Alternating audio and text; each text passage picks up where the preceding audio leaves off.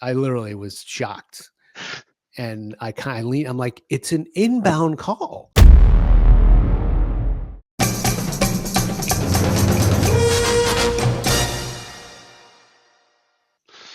Hello, everybody. It's Peter and Tom back again for another podcast about the latest cartoon. Hopefully, you guys have all read it. If not, there'll be a link somewhere around here that Ted Stearns will put in place so you can link to it. We've got a story today. This was brought to us by Tom, a true story about how marketing likes to shut down sales. So with that, Tom, what happened on this day to make this person this crazy? Well, actually, first, let's talk about the comic, because I think the cartoon itself, Eli's artistry again comes across. So let's talk about the comic, and then you can tell us what this insane woman did to ruin your day. Yeah, I still don't quite believe this story happened, but I was there. Yeah, look at this stuff. So we should also mention we ran a contest last fall, and Paul Molinari was our winner, chosen at random.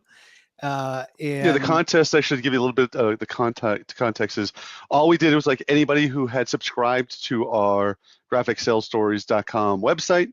And I think the LinkedIn as well, and we just drew a name out of the hat if you had decided to follow us, and then we just pulled your name out of the hat and said, hey, we're going to introduce you into one of these comics. And so we finally got Paul into one of the comics. Yeah, kind of. So we've got, let's zoom in a little bit. There's our contest winner, Paul, hanging out in the background. I thought Eli did some pretty ingenious work here, considering we're in the penthouse right now of our office, and somehow Paul needed to get into the story. Oh, there he is again. I gotta say, one of the things is when I first looked at this, when he showed it to us, I'm like, Eli loves those seagulls, and then the seagull comes in at the end too. I'm like, he loves those seagulls. There's the seagull. Oh, we also think Paul's brand in here too, right? We got Popcorn Go to Market, which is Paul's agency. Check it out. Paul's got a nice marketing agency, and it's worth checking out. And again, Eli, I think, nailed the look of Paul, the big glasses. Yeah. So a couple other nuggets here, Peter. What are some of your this scene is chock full of Easter eggs or chicken fat, depends what you want to call them. Lots of nuggets. Always appreciate the he brought back the work smart, not harder. Or actually, the last time was not work smarter. Yeah, work smarter, not harder. But I also to the right there, I love the out to lunch, OT lunch. The name on the cube. You've got the daddy drinking cartoon there. It's probably why guy has so many eyes. But yeah, those are the first things that kind of popped out to me right away. Don't forget to fill out your TPS report. The TPS report. Yeah. Star Wars. And then you got the little Star Wars. I think that was just in the second Star Wars movie, that little buggy floating around. And Eli, like, why is that there? I wanted to put it there. I'm like, all right. Yeah, I think maybe we have to leave it for the audience to figure out where this sign reference comes from. Maybe put that in the comments if you can figure that one out. It doesn't come from an office environment, I'll tell you that. No, it doesn't. But I think my favorite part is, the Linda character here. Look at how awesome, like, man. I'm angry. I do not want to work with her. She's just an angry person. If you go back to you and I sitting at the desk at the kind of intro, so Eli is very specific, and he likes to get things right and make sure he captures even the little bits of us.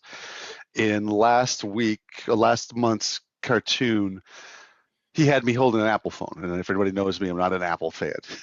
And he just made a comment. I'm like, I don't like Apple. He's like, oh, you don't like Apple, huh? So this week, he's like, I will make sure you don't have an Apple. And you got the computer. My computer is no longer an Apple. It's a dull. So I'm like, all right. Thank you.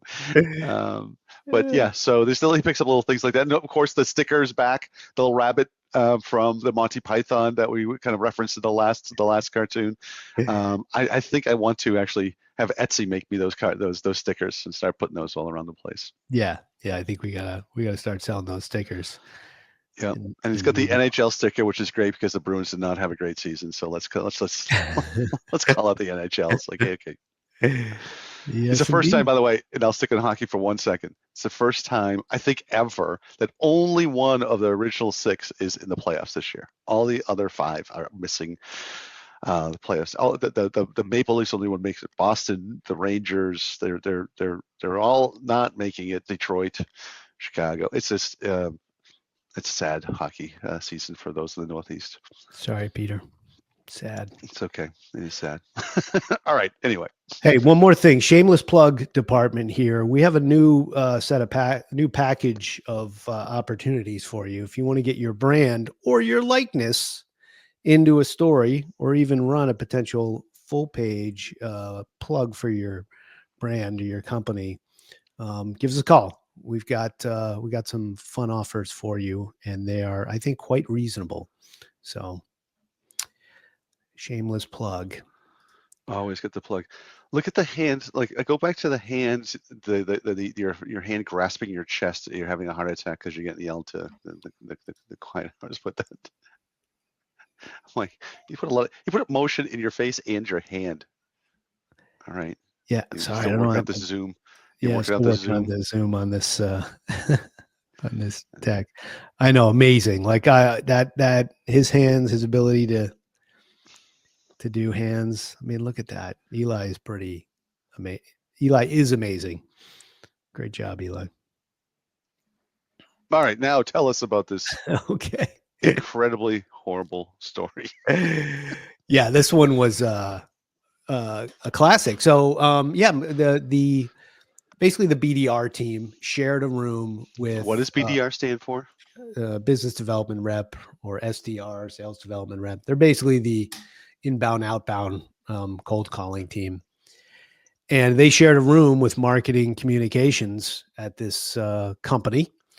Was it done on purpose, or was it done because they just had they need the room because they're growing, or was it like, hey, this is a smart idea, let's get marketing to understand what sales is going through so they can develop like field marketing better? No, I think it was a lack of room. Okay, Because I'll tell so you it's how this. basically like marketing is kind of like sales. These guys will work together. Put them in the same room. Okay. Yeah.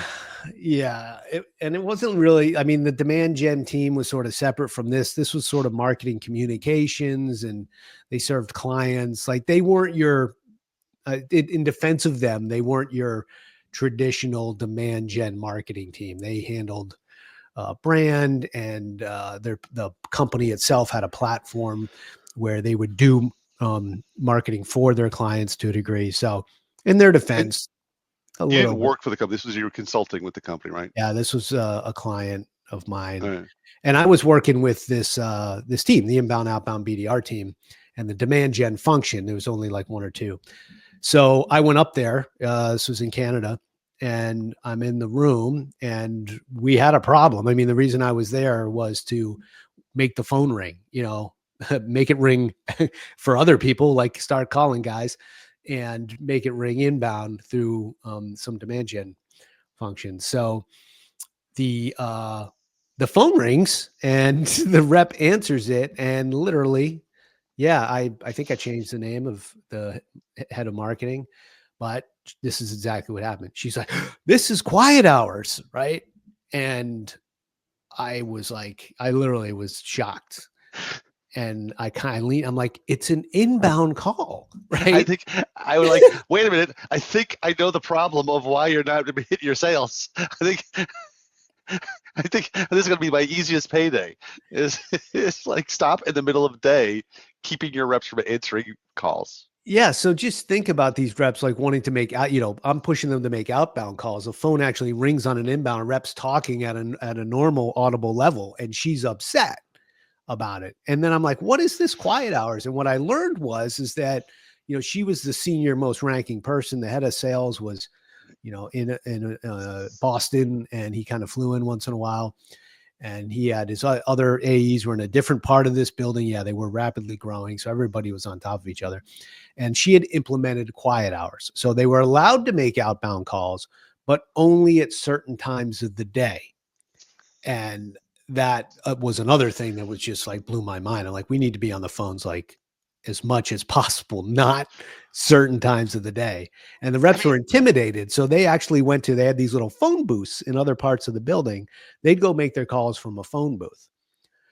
So yeah, I was did she even livid. survive? I mean, Um, that's just the absolute. It's the craziest thing I ever heard. Like, I've been doing this for a long time, and I'm not in sales directly anymore. We support sales, but sales is the heartbeat of the company. Like, you can't survive as a company if you're not making sales. What? How did this person survive? Did she survive at the company? I mean, that's such an insanely crazy idea to me. I can't believe that it would actually stay with yeah. the company. She left at some point. I forget if it was voluntary or involuntary. What we did is, I made a big stink about it to my client, the CRO, and the head of the company. And one of the things they did, they were running out of space. They bought a separate location, and we moved the sales team to this new location. So they had Okay, a dedicated like building actually. awesome, great. Let me just put that aside for a second. I know. Why the hell does marketing need the quiet hours? Like, what are they doing that they're like, wait a minute, I need a Zen-like environment here. I need birds chirping for me to do my job. I'm like, and I don't want to belittle marketing, but can you not work in an environment where there's noise going on? Like, what are you doing? Yeah. Like, The whole really, literally, what are they doing that they need the quiet Yeah. time? I think this is an example, Peter, of the absurd, right? Like, I Yeah, think one of the reasons we started Graphic Sales Stories is because this is not that anomalous. Like, these unbelievably absurd situations, like, happen a lot, yeah, but this was one of them. Like, yeah, I could not believe her, like, making a big stink, and it was a big stink, and the poor rep, finally the phone rang, right? He had yeah. an inbound Oh my opportunity, right? And Somebody's they calling me were rare. back. Yeah, And she's upset about it. So yeah. yeah, I made it clear. And she kind of was like, oh, and yeah, so That's right. Usually, though, I can peel back. The stupidity and the craziness usually comes from something that happened. Like, okay, I see how he got here because of one thing spurred this, and the pendulum swung too much, or people overreacted. But that's a scenario. I'm like, I can't even think of what something would have happened to spur. I'm like, we need quiet hours because Julie gets migraines at noontime after lunch, so I need the quiet hours for her. I'm like, what are we talking about? there was a Zen like kind of vibe on that particular team. Like I think there was like a service animal, and things like that. I forget, but they were sort of into that. Yeah. I mean, there are headphones, for Yeah, music. And anyways, yeah, it really, and what frustrated me is like, I'm trying to get this team to make outbound calls. Like, we got to get on the phones and yeah, that to have marketing working. I'm like, if that phone doesn't ring or we don't make it ring, you're not going to have a marketing job, right? well, but also it's like, hey, your marketing might have worked on that guy who called in, but now you're basically saying don't answer it. So now your work is going to is Yeah. useless. So Again, she that's was great. like a Marcom, a marketing communications. It was it wasn't the demand gen role because I actually took responsibility for that too as a consultant at the time. So she was more marketing communications and client marketing. So her Yeah, job wasn't to make the phone ring other than like, representing the brand properly. So everybody's, responsible for yeah, making the phone ring, but yeah, they had a narrower purview. yeah. So I'm thinking about that craziness in this reminded me of. So I don't know if you ever went through this when you're working, but during I would say the late 80s, early 90s, the concept of an open floor plan was really pushed pretty hard. And so the company I was with decided to go to an open floor plan. And for kids Let me tell you the story to make me feel old, because last time I talked about the invention of the email at my last company when I got introduced to email at my company while working. But this one, the open concept was you didn't have a desk, you didn't have a cubicle. You had a work, you basically came into work and there was a cart with your stuff in it that you kept in a locker. And you took the cart out and you found an open space, and it wasn't a cubicle. It could be just at a huge conference desk with phone plugins and stuff. So you just actually reserved that space when you're in the office. And so not everybody, so every day you could have a different a place to sit, and it was in wide open, and it was noisy, right? So I don't need quiet if I'm making my outbound calls and trying to set my appointments up, but I need some type of walls and some type of quiet, not just a guy just sitting across from me doing the same exact thing. So it became an absolute headache. And then people started not coming into the office, and the bosses are yelling, show up in the office, let me see you're working. I'm like, when I come to the office, I'm not working. Because it's impossible to work in this environment. And then there was a couple of just those rooms that were closed, but people would come in early in the morning and kind of lock themselves into this, these phone boothy type of things and work their whole day. I'm like, yeah, all the quiet spaces are taken, all the places where you can do your job without having this, this horrible work environment. And you come in and like, I remember coming in a couple of times and somebody had taken my cart, and I'm like, why do you have my cart? Like, oh yeah, I didn't bring in a notebook, I didn't bring in this, you had it, so I just took your cart. I'm like, well, this isn't working. this isn't working. I worked there for I think like a year and a half, and I left. I didn't leave because of the environment. I left because I made President's Club, and then they changed the rules because the company wasn't doing that well. So like, oh, instead of sending, like, because I think the rule was like, if you're above 120% of your quota, you go. And then they changed it to, well, we're only going to take, the top 2%. And I'm like, okay, because they want to shut down. And the president's, the club things, I heard really bad things about it. I'm like, I hit what I hit, and then you changed the rules after the year ended. That the people going because the company wasn't After the year end, after the year ended. Now that's just wrong. Yeah. I'm like, Yeah.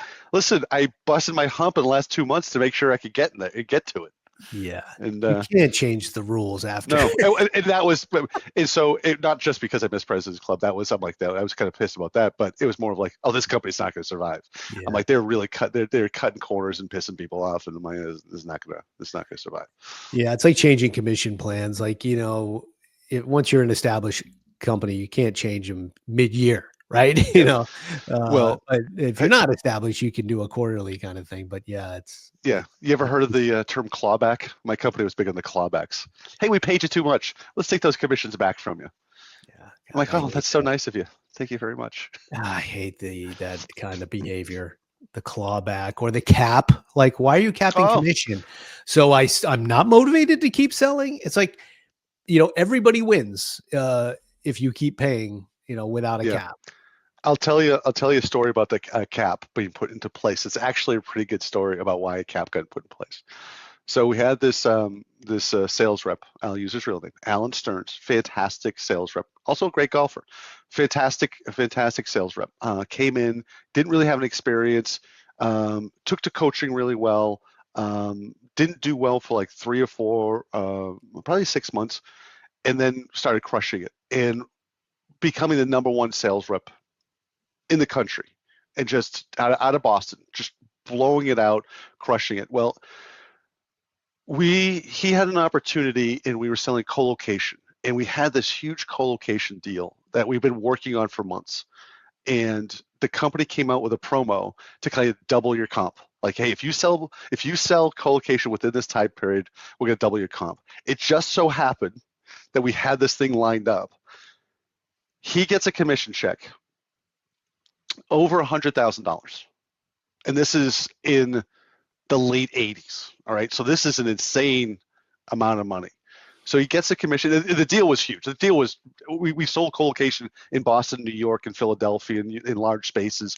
It was a really good opportunity, really good deal. But so I get a call from the head of HR and my president saying, okay, Alan just gets this insanely huge commission check. we're putting a cap in place. It's the last one that ever go out like that. So now we cap it at $20,000. I'm like, oh, you're capping it at $20,000? They're like, no, but there's a bank after that. So you can bank the money, and then we'll pay you $20,000 a month until that bank is dry. So if you get $100,000, we'll give you $20,000 a month to pay off that $100,000 so you can build this bank. Well, there ended up being a couple of sales reps across the globe that basically hit a bank of like a year and a half. They would get $20,000 a month for a year and a half without selling anything again. Like they just absolutely. This is, by the way, kids, is .com era, so things were kind of nuts.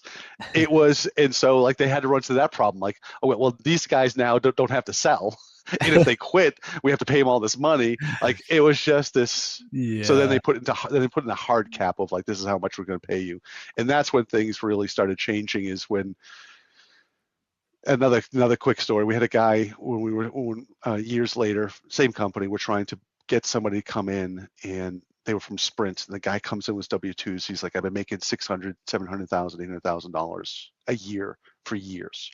So the company capped that the max can be make a year is $300,000, $350,000. So he's interviewing with us, shows his W-2s, really good. The general manager is very excited. He's like, I want to hire this guy. And this time I'm the director of engineering, working with the VP. And my VP looks at us, you want to give him the bad news? I'm like, yeah, I'll tell him. And the GM's like, what? I'm like, we can't hire this guy. He's like, why not? I'm like, our cap is going to be 300,000. Like we're doing the same exact thing. He's going to be pissed here. Like it's going to be less here and pissed if we bring him over. He's like, oh man. He's like, nothing we can do. I'm like, no, there's nothing we can do. I'm like, that's it. The company's just capping left, everything. And the industry, even this is telecom industry, changed to a very hard cap of yearly pay.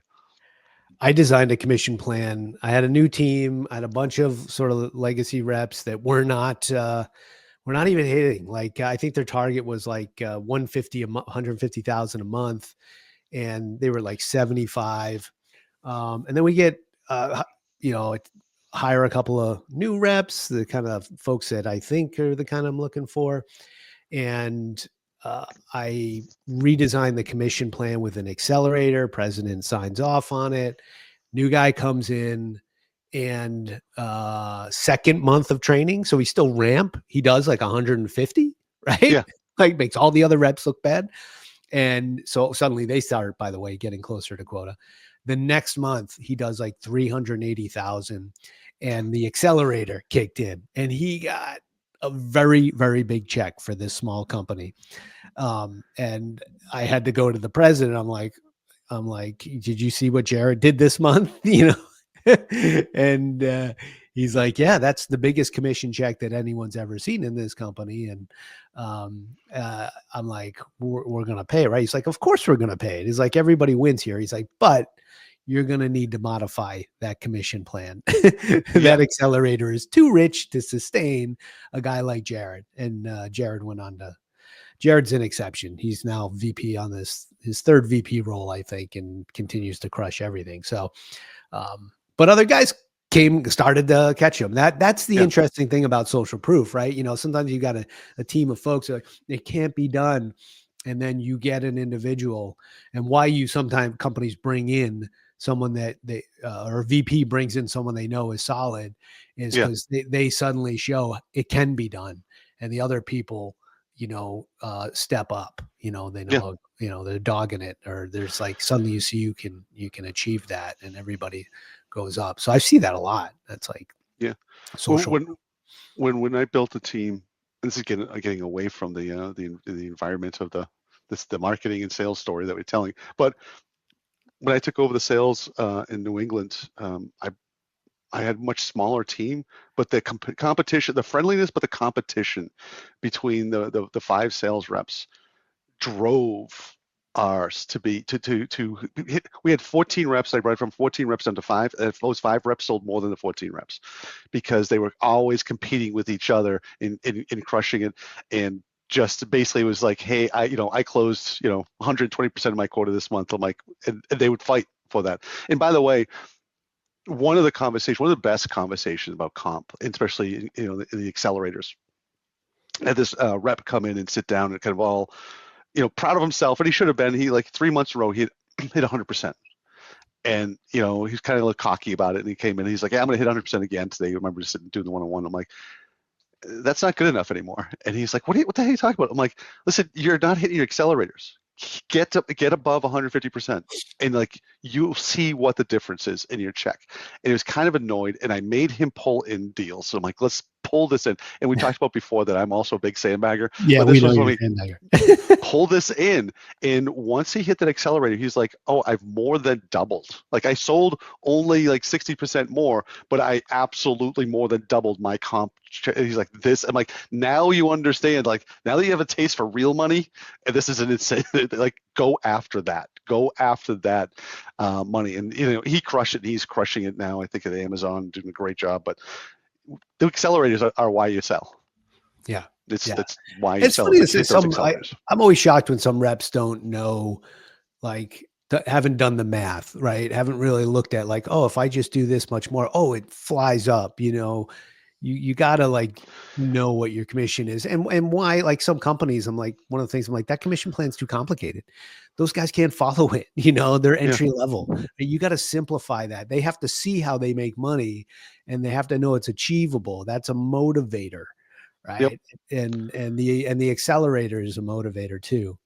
Yep. But let me ask you a question about like a sales floor, right? So you mentioned a sales floor where it's all open space, Yep. picking a cube was not conducive. What do you think in today's day and age with the hybrid? What is a good designed sales floor? Like what should it be? Tall walls, single cube. I used to have two people in a cube. Like just give me the tall walls. I'll be honest with you. Today's environment, if I was going back into sales, I would be I would be a hybrid. I would be 3 days at home.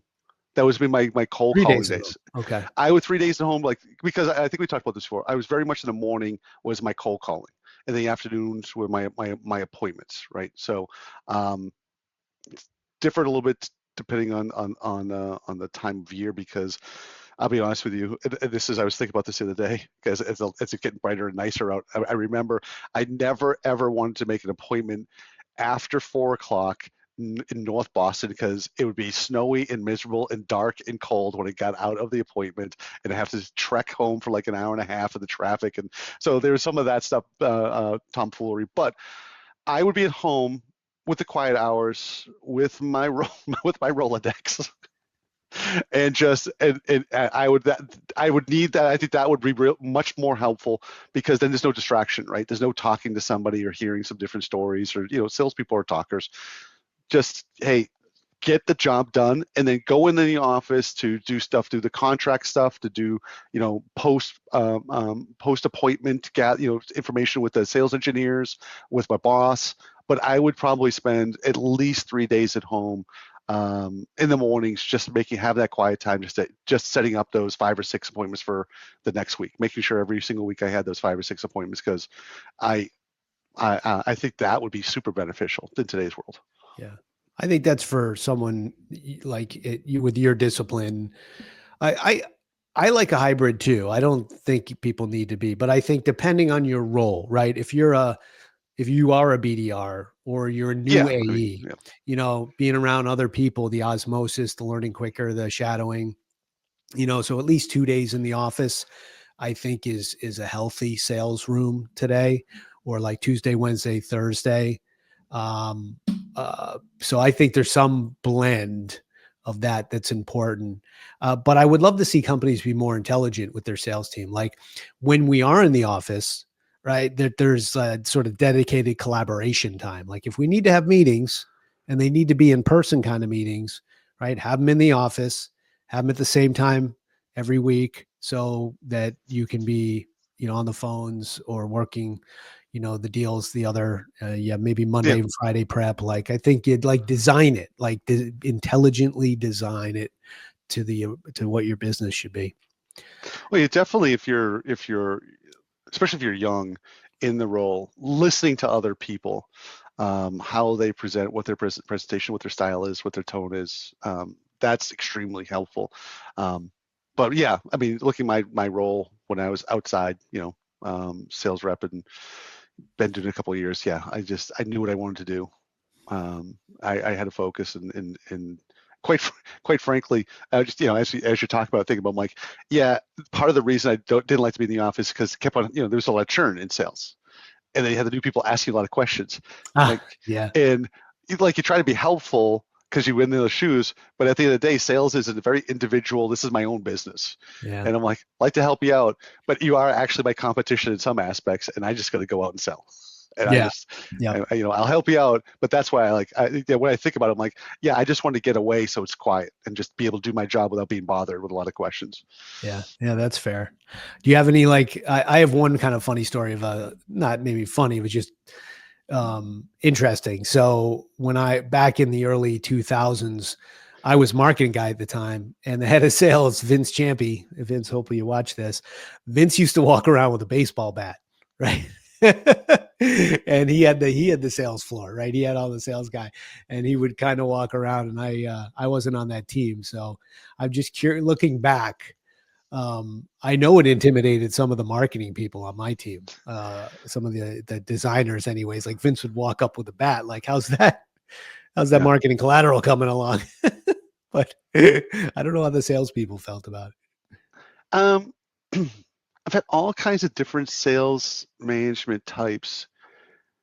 When you're first starting out, probably in my first year, you're intimidated by like, okay, am I doing the job? Because you're not hitting numbers. Like, am I doing my job? Am I doing it right? And this guy got to fire me, or what am I going to happen? Once you kind of get into the groove of your selling, the sales manager is it. It's gonna be sad to say. I don't think I don't think I had a sales manager that I was helpful. I think all of my sales managers were distractors in many times, in a few times, obstacles that I had to get around. it. There's That's one that was sad. incredibly unethical, and I had to kind of, I had hit my number, and it was going for my honeymoon. I hit my number, put the paperwork in, went my honeymoon. Now I sold a mixture of data and voice services. In the voice services, you could by using their bills, you could guesstimate what the recognition would be.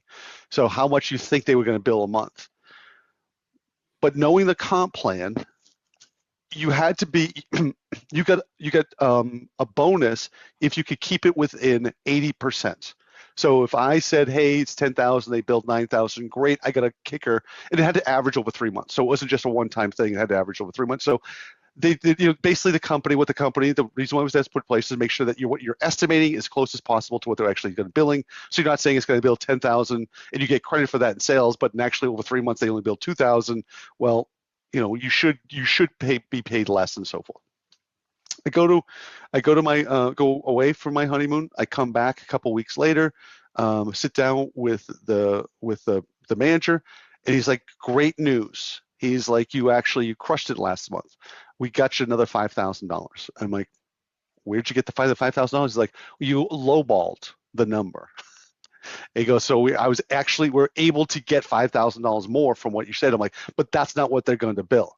He's like, "But that's what you'll get sales credit for." I'm like, "But they're not going to bill that much if you take into the discount." He's like, "But Peter, you can take that. You can get that much as a credit." I'm like, and I just remember swearing at him, getting pissed, and he kicked me out of the office. He's like, "Don't come back in here." I'm like, "You're such an ass." I'm like, and it was too late for me to change it, and I was so pissed because again, it was at the end of the year. I got married in September, and I'm going to President's Club, and part of the President's Club is you had to hit this percentage of stuff. I'm like, I'm like, I was He so ruined your so numbers, pissed. your predictive numbers. Come on. Yeah. So Yeah. I'll be honest with this kind of reason why I went into leadership. I'm like, these guys are just bad at it. They're not helping. They're not helping me hit my numbers. In fact, they're obstacles. They're looking out for their own stuff. And so, yeah, I should write a story about Yeah. that guy and use his name. I'm like, you unethical son of a. Yeah, one of my bosses like 20 years ago, he used to say, I'm like, what do you think that is the biggest challenge, in corporate America? This guy was brilliant. And he's like, middle management. And I'm like, what do you mean? He's like, the country corporations are in dire need of good middle managers.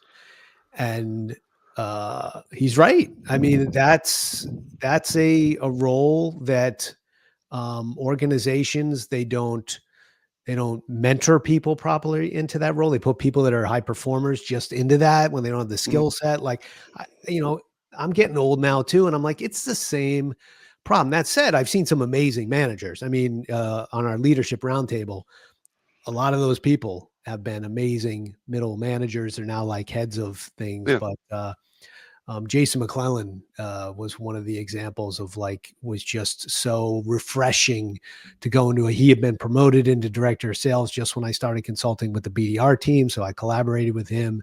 He was overseeing them. And man, what an amazing manager that has gone on to be, a head of sales for a long time now. But yeah, it's the management role is immensely important. And that's why they say people quit their managers more than they quit their jobs. I think you're 100% right. I've said it for a long time. I believe I'm a very, very good manager. It's simply because I had such bad managers. It's easy to go, what did this guy do? Let me do the opposite of how this person created. But it's true, because when I was the director of engineering, and I had a lot of guys I want to get to management, the sales engineers want to get to management. I'm like, it's not go to management doesn't mean you're a super SE. I'm like, you're a great SE. That's not what management is. There's management, a lot of HR issues, a lot of coaching, a lot of direction. You're managing up and you're managing down. It is complicated, and I think we talked about prior to us talking about this. But there's a lot of psychology in it. It's not doing your job. You have to have an understanding of what the job is your people are doing, but it's more of the people stuff, and that's what a lot of people get promoted because they did this. And it's, by the way, the book, the 70s, the Peter Principle, is that mentality, hey, you get promoted because the job you did. And then, as you kind of move up the chain, you actually hit a point of, well, you're not good enough to get promoted anymore, but you yourself won't take a demotion because you think you're better. And so now you got these people who are not good stuck in a level where they've kind of peaked because they're not prepared for that job. And then there's a ton of lack of coaching. I think and not even middle management, I think for senior leaders, I think senior leaders need a ton of coaching. There's people put in those positions. Every job you do, from the direct employee to the manager to the director to VP, those jobs are completely different. And you need coaching about, okay, going from manager to director, there's things you don't know. Director to VP, there's things you don't know. And there's expectations and how you talk to your people and what you're doing. I think everyone, VP and above, needs a coach. I'm like, this is what the job entails. Well, I think all the way down, you need a mentorship too. I got promoted into a manager role, and I was a horrible manager. So I apologize to all the people in the initial stage of CardScan. But then they hired some great leadership, and they taught me how to be a manager, a proper manager. And I think I became a good or a great manager, or I intended to. And well, you've always had a great emotional intelligence, so I think that's a big part of it. I don't. I had to learn that. I think you're still learning it, Peter. Hey, you're never too old to learn.